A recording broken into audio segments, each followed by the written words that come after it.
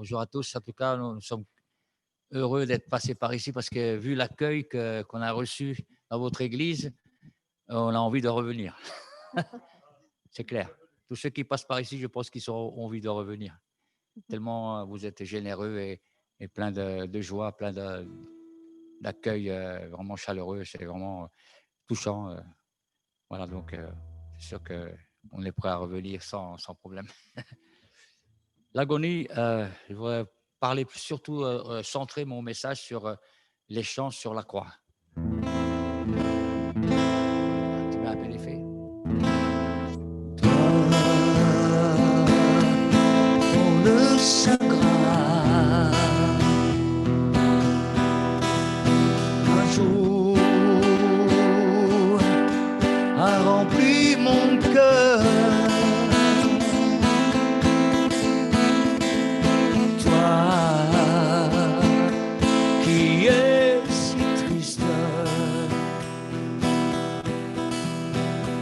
Crois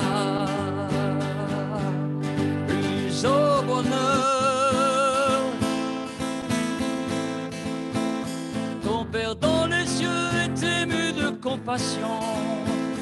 Ton fardeau est trop lourd, seul tu ne peux le porter. La victoire est dans le nom puissant de Jésus. Écoute ce qu'il veut te dire.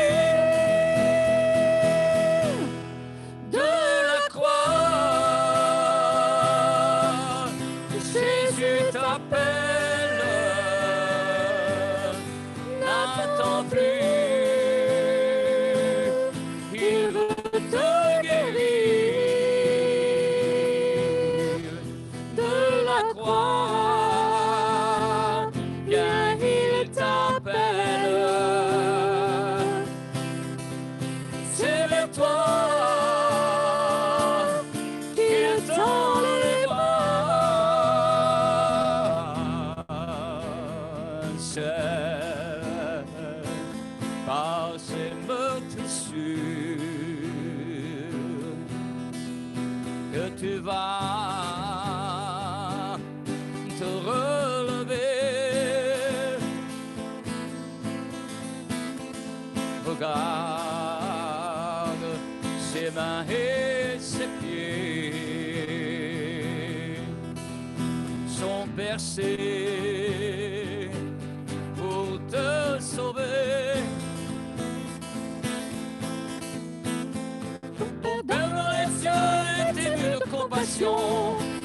Ton fardeau est trop lourd, seul tu ne peux le porter. La victoire est dans le nom puissant de Jésus. Écoute ce qu'il veut te dire. De la croix, Jésus t'appelle. N'attends plus.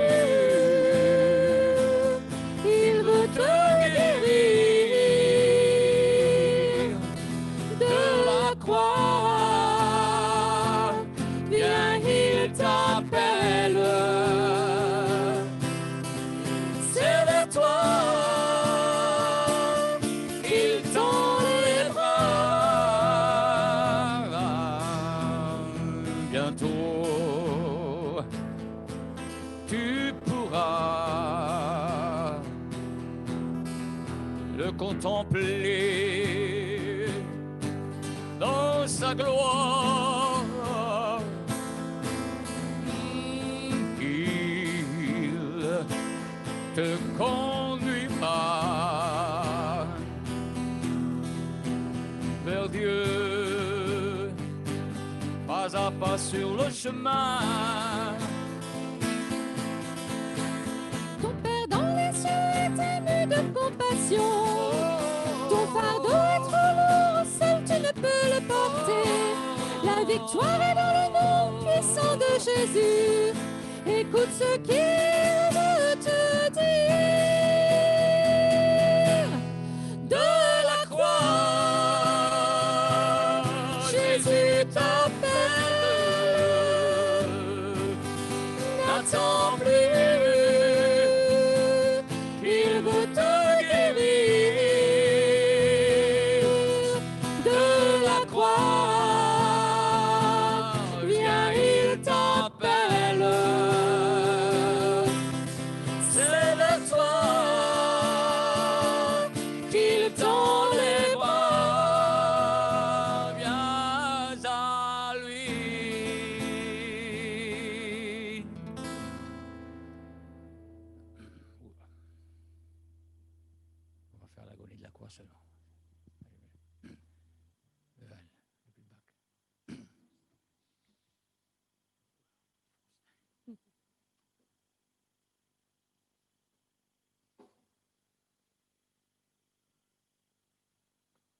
réponse.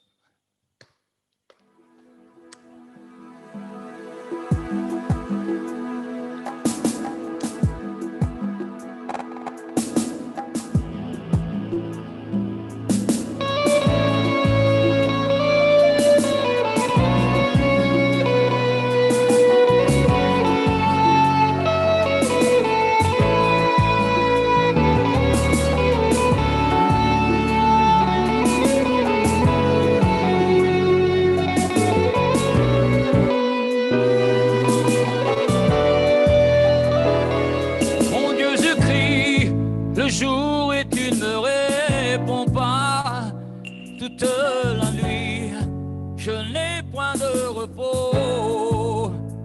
Tous ceux qui me voient se moquent de moi, ils ont percé mes mains et mes pieds. Ô Éternel, je suis comme de l'eau qui s'écoule et tous mes os se séparent de moi. Ma force se dessèche comme l'argile, ma langue s'attache à mon palais.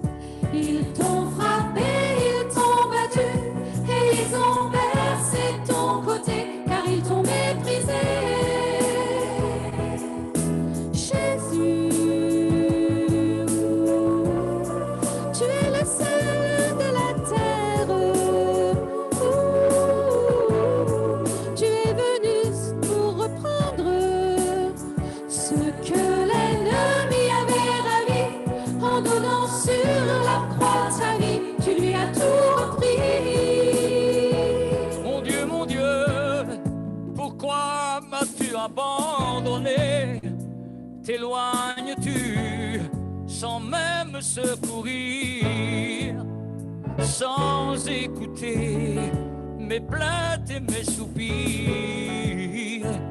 Tu me délivreras puisque tu m'aimes. Mon cœur se fond comme de la cire dans mes entrailles. Autour de moi les hommes secouent la tête. Dans mon agonie, je crie, tout est accompli. Et j'intercéderai pour les coupables. Jésus, tu es toute la lumière. Tu es venu sur cette terre. Ils t'ont frappé, ils t'ont battu, et ils ont percé ton côté, car ils t'ont méprisé. Jésus, tu es le sel de la terre. Tu es venu pour reprendre ce que l'ennemi avait ravi en donnant sur la croix ta vie. Tu lui as tout repris. Jésus, tu es toute la lumière.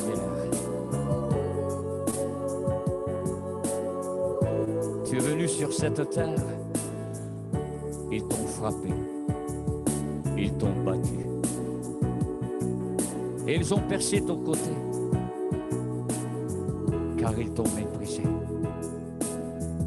Jésus, tu es le sel de la terre. Tu es venu pour reprendre ce que l'ennemi avait ravi, en donnant sur la croix ta vie. Tu lui as tout repris. Alléluia.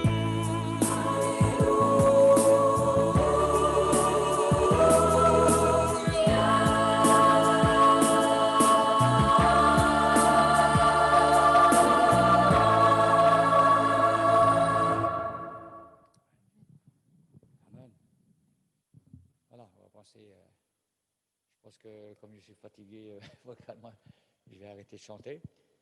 Je vais me concentrer plus sur la prédication.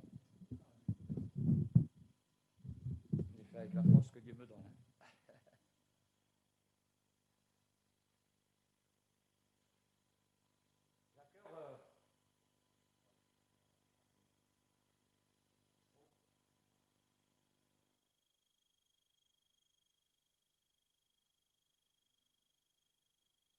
Un, deux, ça marche?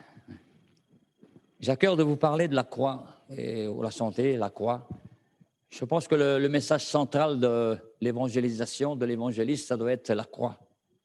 Ça doit être le point culminant, c'est de parler de la croix. Si on parle pas de la croix, il faut que les gens comprennent la souffrance que Jésus a eue sur cette croix. Jésus, dans 1 Jean 3,8, il est dit que Jésus a paru afin de détruire les œuvres du diable, de ravir ce que l'ennemi avait ravi, de reprendre ce qu'il a ravi. Il était à un moment donné un homme fort et il liait tous ses esclaves dans cette maison, mais un homme plus fort est venu et il l'a lié, il l'a dépouillé de toute son autorité. Il a encore quelques possibilités d'affliger le peuple de Dieu, ce que Dieu seulement lui permet. Il ne peut pas aller plus loin. C'est Dieu qui commande, ce n'est pas lui.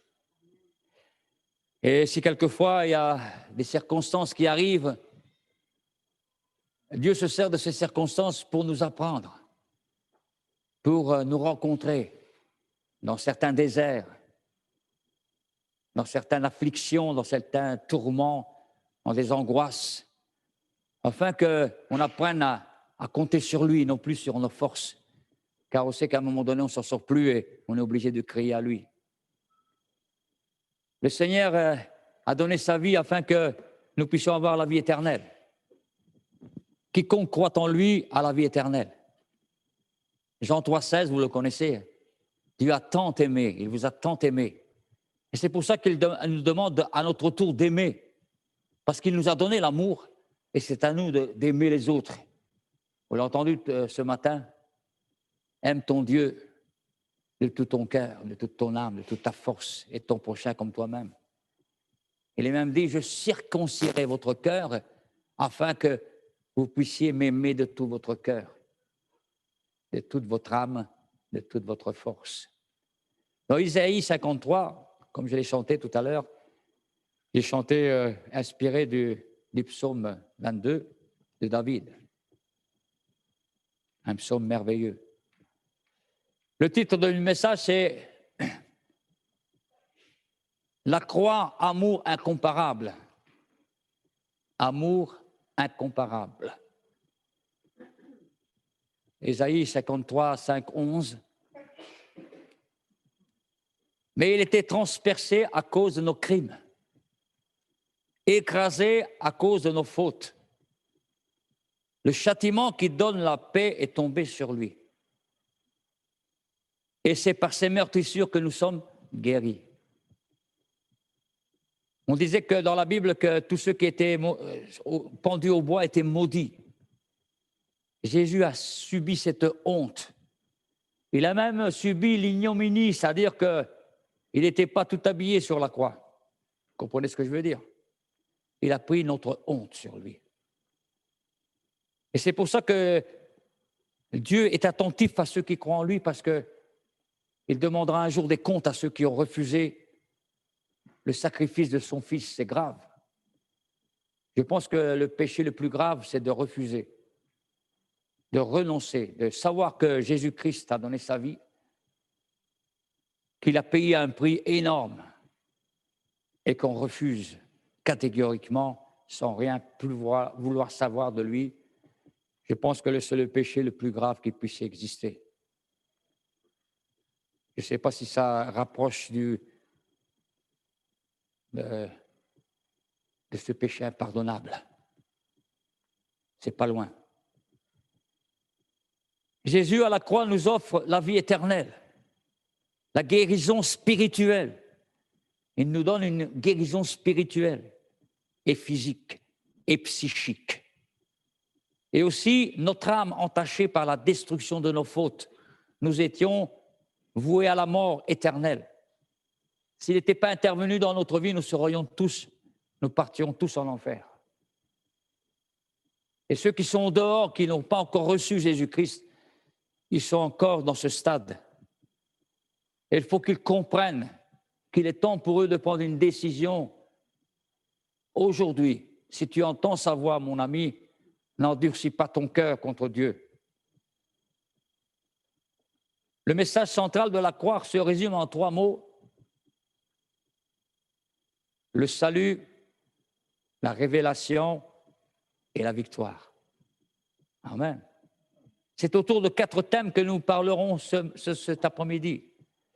C'est des mots qui ne veulent rien dire sur le coup, mais qui sont difficiles à comprendre, mais je vais vous l'expliquer un par un. La propitiation, la rédemption, la justification et la réconciliation. La propitiation, c'est simple à comprendre. Dieu nous est propice. Nous avons la faveur de Dieu. Nous sommes agréables à Dieu, agréés de Dieu. Nous avons le pardon et la grâce divine, l'expiation, la purification de nos péchés. C'est grâce à l'ardente miséricorde de notre Dieu que Christ est venu à cause de son grand amour. C'est un grand amour dont il nous a aimés et de la grâce de Dieu, source de salut pour tous les hommes qui croiront en lui. Tous deux ont pris, avec aussi le Saint-Esprit, l'initiative au début de la création. Ils savaient déjà qu'en créant l'homme et la femme, il y aurait le péché qui viendrait. Et ils avaient déjà résolu comment allons-nous résoudre ce problème du péché pour l'homme, pour les sauver. Et dans le livre de vie, il est marqué « Me voici, Seigneur, je viens me donner. Je viens pour faire ta volonté. » Lorsqu'il était en agonie dans le jardin de Gethsémani, à un moment donné, il était à genoux et par terre, et il priait, il criait à Dieu. La chair, en tant qu'homme, parce qu'il était aussi en même temps fils de l'homme. Parce que s'il était que Dieu, ça aurait été un peu bizarre. Mais il était aussi fils de l'homme. Il a souffert aussi. Il a été tenté aussi. Il a eu des tentations, comme nous. C'est pour ça qu'il comprend ceux qui sont tentés. Qu'il peut comprendre ceux qui souffrent, qui ont du mal à s'en sortir. Et quand il est venu au pied de Dieu, il a crié à Dieu, il a dit « Seigneur, que cette coupe s'éloigne de moi. » Ça, c'est l'homme. Et ensuite, à un certain moment, il est venu 3 fois. La dernière fois qu'il est venu, il a eu quelque chose qu'il a reçu, une confirmation de l'amour de Dieu pour lui. Comme quoi, il n'a plus demandé cette question, il n'a plus dit que cette coupe s'éloigne de moi, mais il a dit toutefois que ta volonté soit faite. Ça veut dire que là, à ce point-là, en tant qu'humain et que fils de Dieu, il a accepté. Il avait accepté la croix. Il a dit c'est bon, j'y vais. C'était dur, hein, mais il a dit c'est bon, j'y vais. Pas facile, hein? Ce sacrifice est inspiré par l'amour et librement consenti. C'était pas pour payer au diable les âmes. Hein. Non, non. Il n'a rien à payer au diable. Non, non. C'est pour sauver les hommes par amour. C'est juste ça. Il s'est fait homme pour pouvoir être le seul médiateur entre Dieu et les hommes. D'ailleurs, la Bible le dit, Pierre le dit, Paul le dit, le seul médiateur entre Dieu et les hommes. Et Pierre le dit devant le Sanhédrin, il n'y a qu'un seul nom qui a été donné aux hommes pour être sauvés, c'est Jésus-Christ. Amen. Afin d'écraser par sa mort celui qui détient les clés de la mort. Maintenant, qui sait qui a les clés de la mort? C'est Jésus-Christ. Maintenant, tu ne peux pas mourir sans sa volonté. C'est Jésus qui a les clés de ta mort, mon cher ami. C'est Jésus qui a les clés. C'est plus l'autre, c'est Jésus. Amen. Les victimes expiatoires, Jésus a ainsi apaisé le relief de la colère de Dieu par la croix et nous rend propices. Ainsi, nous bénéficions de son relief d'amour. Il est mort pour nous car Dieu nous aime. Il y a un chant qui dit « car Dieu nous aime ». Rien n'est secret. La rédemption, c'est le pardon des péchés, le rachat de notre dette. C'est payer la rançon. Il a payé la rançon que devaient nos péchés. Il a payé le prix de notre libération, l'acquisition, le sauvetage, le secours, la délivrance. La mort est le juste châtiment pour notre péché. Ainsi, Jésus a réparé la faute en mourant sur la croix. Il a réparé nos fautes. Jésus est la victime expiatoire qui a porté la peine de notre péché. Jésus subit la condamnation et le châtiment est tombé sur lui. En lui, nous avons la rédemption par son sang, la rémission des péchés, selon la richesse de sa grâce. Amen. Nous allons au troisième mot, difficile à comprendre des fois, mais il explique donc. Étant justifiés par la foi, nous avons la paix avec lui, avec Dieu notre Seigneur en Jésus-Christ. Sadak, c'est un mot hébreu qui veut dire rendre quelqu'un droit. Justifié est opposé à la condamnation, c'est-à-dire aux yeux de Dieu, nous sommes justes. Il nous apparaît non plus comme un juge, mais comme un papa. Amen. C'est plus un juge. Donc n'ayons plus peur de Dieu. C'est un papa. On n'a pas besoin d'avoir peur de Dieu. Éphésiens nous dit que, 2, 8, 9, il nous dit que c'est par grâce que vous êtes sauvés par le moyen de la foi. Et ça, c'est le don de Dieu. Ce n'est pas par les œuvres, afin que personne ne se glorifie. Sachant que l'homme n'est pas justifié par les œuvres de la loi, mais bien par la foi en Jésus-Christ. Ah, c'est bon, ça. Hein?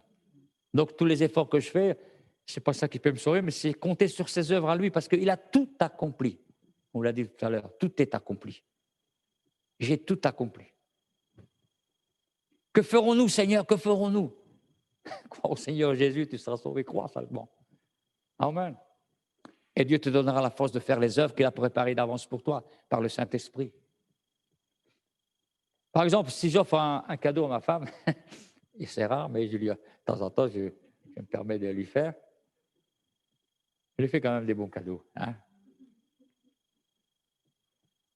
Mais c'est pas donné. De grands prix, et qu'elle me dise « Combien je te dois, ma biche ?» Ça m'offenserait, non? Et c'est la même chose avec Dieu. Seigneur, qu'est-ce que je te dois? C'est un cadeau que je t'ai fait. C'est gratuit. Laisse-toi transformer par le Seigneur. C'est lui qui circoncit ton cœur, je l'ai déjà dit plusieurs fois, pour que tu puisses aimer ton Dieu de tout ton cœur. On a encore dit ce matin. Dans son amour, Dieu a toujours désiré pouvoir nous faire grâce. La réconciliation, encore un autre mot, c'est la restauration de la faveur de Dieu pour le pécheur qui se repent.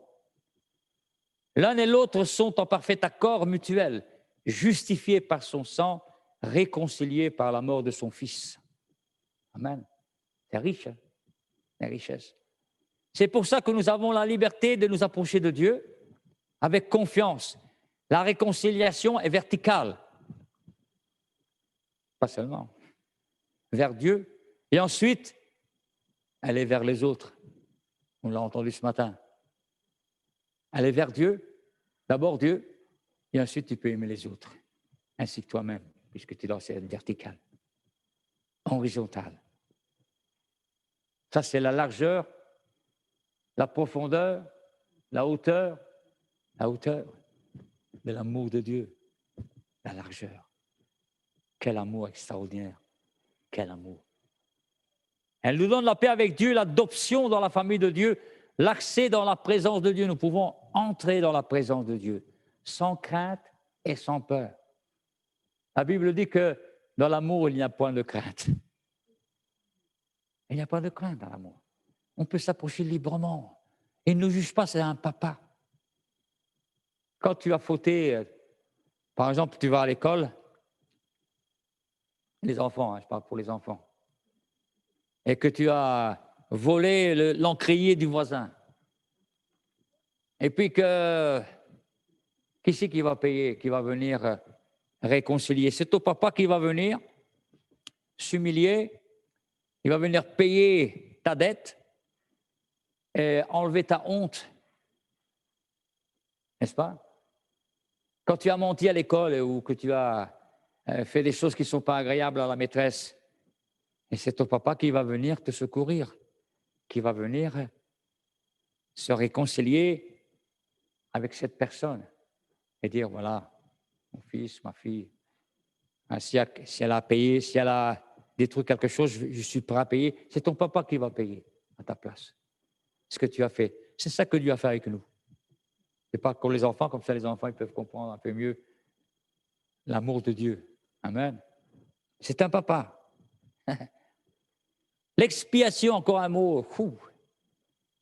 Ce mot renferme 4 termes de la croix, en fait. En grec, on dit pharmakos, qui vient du mot pharmacie. Celui qui immole pour l'expiation des fautes d'un autre, purification, chasser une force mauvaise, purger le mal, annuler, pardonner, ôter l'impureté. C'est ça que Dieu veut nous faire, c'est sa pharmacos, sa pharmacie qui nous soigne. Amen. Le mauvais poison, le mal, le remède contre le poison, c'est Jésus-Christ. Amen. Il est lui-même victime expiatoire, donc pour nos péchés, non seulement des nôtres, mais aussi pour tous ceux du monde entier, pour tous ceux qui croiraient en lui. Alléluia. C'est pour ça que cet après-midi, approchons-nous de lui avec simplicité et amour. Pour ceux qui sont du dehors, là, qui regardent par Internet, c'est pour vous aussi ces messages de la croix. C'est important que vous saisissiez la valeur de son amour et du sacrifice qu'il a subi, les douleurs qu'il a dû subir. À un moment donné, sur la croix, avant de mourir sur la croix, il était enfermé avec les gardiens, avec des soldats romains, et ils ont dénudé son dos, et ils ont pris un genre de fouet avec au bout des petits osselets ou des bouts de ferraille, et ils ont un qui tapait d'un côté et l'autre de l'autre côté. Et ils ont arraché sa peau comme ça. Et ils ont arraché sa peau comme ça. Et toute la nuit, c'était ça. C'est pour ça qu'il n'a plus de force pour porter la croix, à un moment donné qu'il est tombé. Voyez à quel point il a subi les douleurs. Eh oui. Les conséquences de cette œuvre, c'est qu'il a réconcilié toutes choses avec lui-même. La paix avec Dieu, avec les hommes par son sang à la croix. Il nous a ressuscités ensemble avec Christ. Nous obtenons le pardon de tous nos péchés. Il a effacé l'acte rédigé contre nous. Il a supprimé sur la croix. Il a dépouillé, destitué, détrôné les principautés qui régissent ce monde. Amen. Il a repris au diable ce qu'il a volé en donnant sa vie sur la croix. Il les a livrés publiquement en spectacle en triomphant d'elle sur la croix. C'est un triomphe. Amen. On comprend pourquoi la croix est un scandale pour certains. Parce que notre cœur n'admet pas souvent la gravité de notre péché, ni l'importance de nos dettes. Nous voulons toujours contribuer à notre salut. Beaucoup de religions veulent contribuer à leur salut. Ça satisfait la chair, mais ça ne satisfait jamais Dieu. Nous préférons mourir que de nous repentir. Plutôt que de nous perdre, de nous humilier, plutôt que de nous humilier. Qu'on le veuille ou pas, on ne peut pas échapper à la honte que nous sommes nus et dénudés devant Dieu. Ayons le courage de reconnaître tel que Dieu nous l'enseigne, à travers la parole aussi, par l'action du Saint-Esprit, notre divin Sauveur. Il nous a dépouillés de nos haillons et nous a revêtus de sa justice. Pas beau ça? Merveilleux, hein? Un beau message. Hein?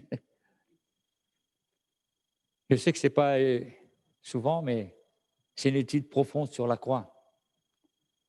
Le psaume 32 nous dit « Heureux celui dont les transgressions sont pardonnées et dont le péché est couvert ».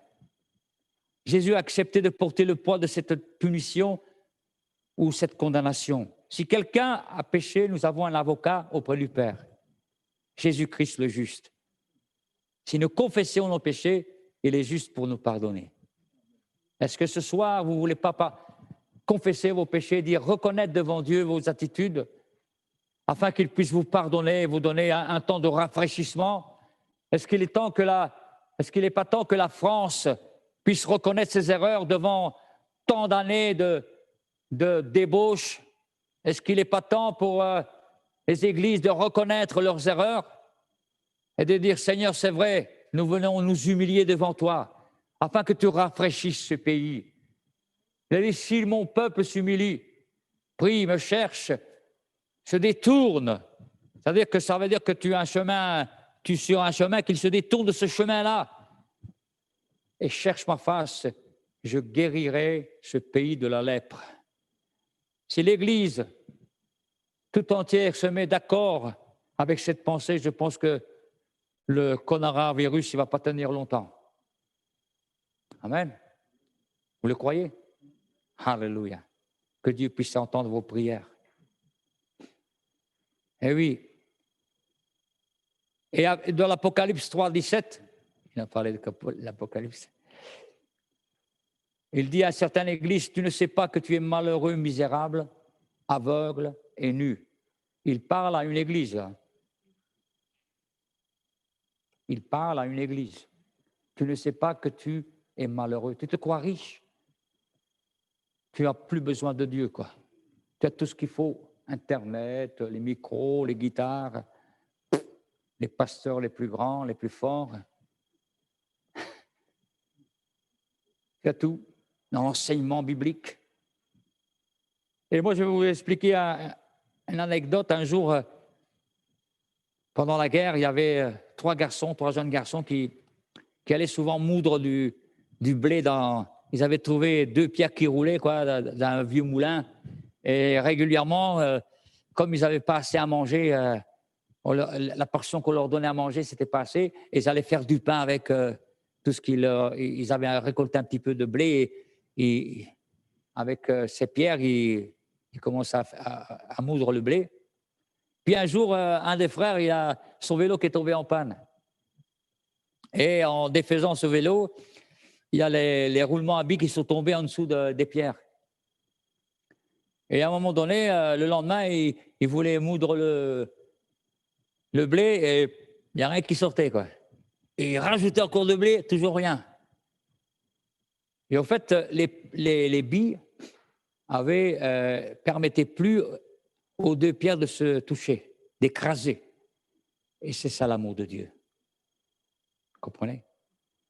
En haut, il y a la tempête, en bas, il y a la persécution, mais Dieu ne permet pas que vous soyez écrasés. Parce que l'amour de Dieu vous protège en bas et en haut. Il ne permet pas, parce que Jésus, justement, depuis que Jésus est mort à la croix, il ne permet pas que vous soyez écrasés.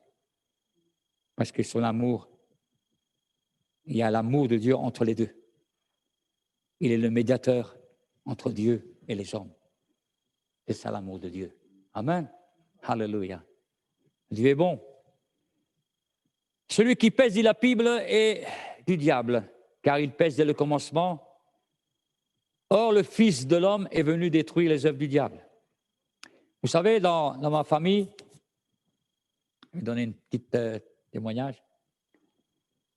Mon père et ma mère sont partis d'Italie parce qu'en fait, il y avait beaucoup d'occultisme en Italie et ma tante faisait mourir des gens par l'occultisme. Et elle a vécu quand même 100 ans. Il n'y a pas longtemps qu'elle est morte, mais elle a vécu longtemps, hein, plus de 100 ans. Elle faisait beaucoup de spiritisme, d'occultisme. Et quand on est chez elle, on se sentait mal. C'était pénible. Et elle lançait des sorts. Elle a lancé des sorts à ma maman, à ma famille. Et un jour, mon père, quand ma sœur a le premier enfant qu'ils ont eu, ma sœur a commencé à grandir, elle avait 8 ans. Et à 8 ans, mon père a commencé à avoir de regard vers elle. Il a commencé à la toucher. Jusqu'à l'âge de 18 ans, ça s'est produit. Ma sœur devenait de plus en plus folle. Elle perdait la tête. Elle s'enfuyait chez les bonnes sœurs et puis la police allait la chercher. Ma mère ne croyait pas ce que ma sœur disait jusqu'au jour où elle est tombée sur le fait accompli. Elle a dit, maintenant, je vais m'en aller en Italie avec mes enfants. Toi, tu dors en haut, moi, je dors en bas avec mon fils. Elle a pris Joseph avec elle, le jeune de 6 ans. Et un jour, mon père est descendu avec une hache. Il a mis mon frère dans le placard. Et mon frère, il a tout vu parce qu'il y avait une fente dans le placard. Et mon père, il a assassiné ma mère. Et donc, c'est un mois plus tard que le chien qui grattait la terre a découvert le corps dans le jardin, 2 mètres sous terre, dans une valise. Ma sœur est partie en psychiatrie. Il y a eu une grande période où elle était en psychiatrie, donc une période de 20 ans, où elle était inguérissable. Question psychique, elle était détruite. Et moi, nous sommes partis dans un home. À l'âge de 10 ans, un homme d'ailleurs est venu me chercher. Il m'a emmené dans les bois. Parce qu'en fait, mon père, il payait les gens pour nous violer. Parce qu'il avait des dettes de jeu. Et le seul moyen qu'il avait trouvé, c'était de faire venir des gens le soir et de toucher les enfants. Ensuite, on est parti dans le home, dans un orphelinat. Et là aussi, il a subi les orphelinats. Tu dois connaître ça, toi, non? On a subi aussi des attouchements. Mais voilà, un jour, tout genou fléchira et confessera que Jésus-Christ est Seigneur. Même ceux que... Et j'espère que de tout cœur que tous ces gens-là se sont repentis. Juste avant de mourir, j'ai écrit une lettre à mon père. Il dit, papa, je te pardonne, maintenant je suis converti. Et je me suis donné à Jésus-Christ. J'ai abandonné les groupes de rock, tout ça.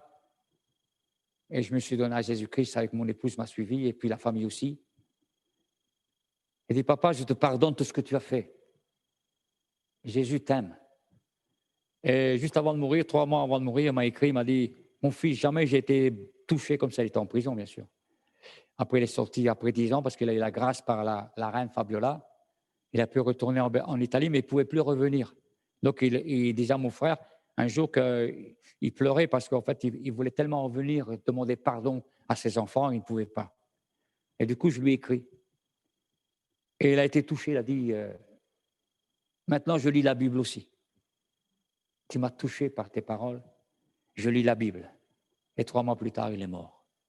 Jésus est venu détruire les œuvres du diable. Comprenez?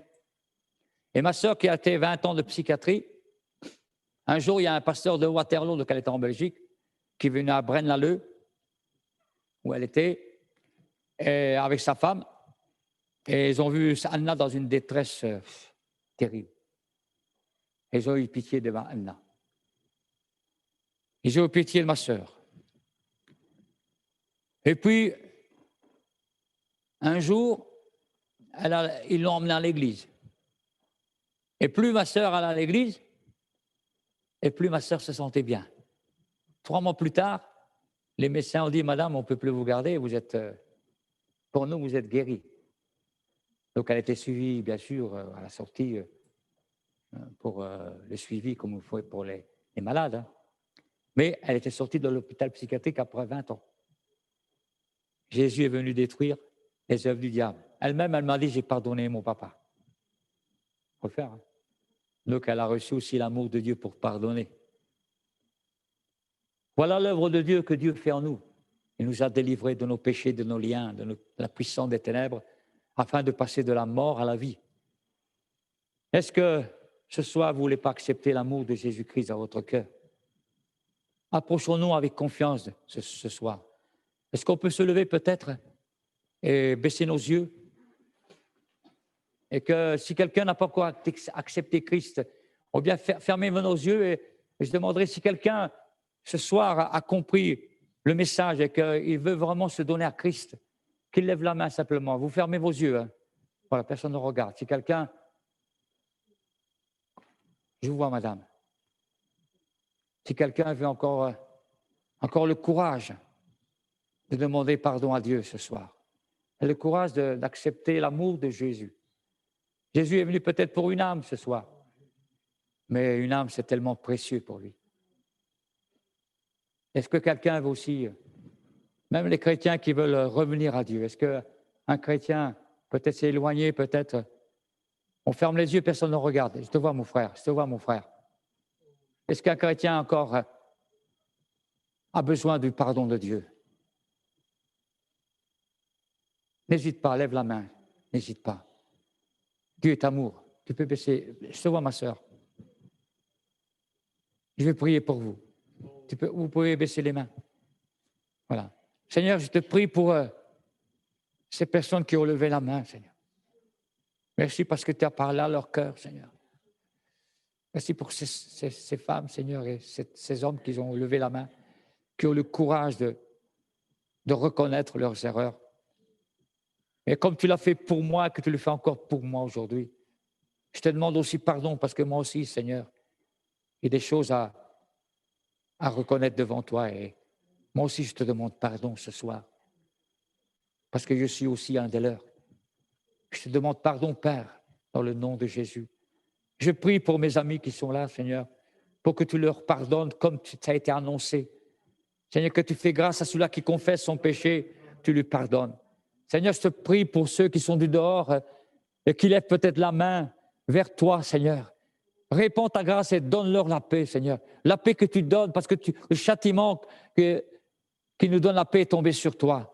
Tu as pris leur châtiment, alors, Seigneur, tu leur pardonnes parce qu'ils ont reconnu leurs erreurs. Alors fais leur grâce, guéris-les. Et s'ils sont malades, tu les guéris, Seigneur. Parce qu'ils ont avoué leurs péchés, tu les libères, tu les délivres. Dans le nom de Jésus. Amen. Sois béni, Seigneur. Amen. Vous pouvez vous rasseoir. Que Dieu vous bénisse. Alléluia.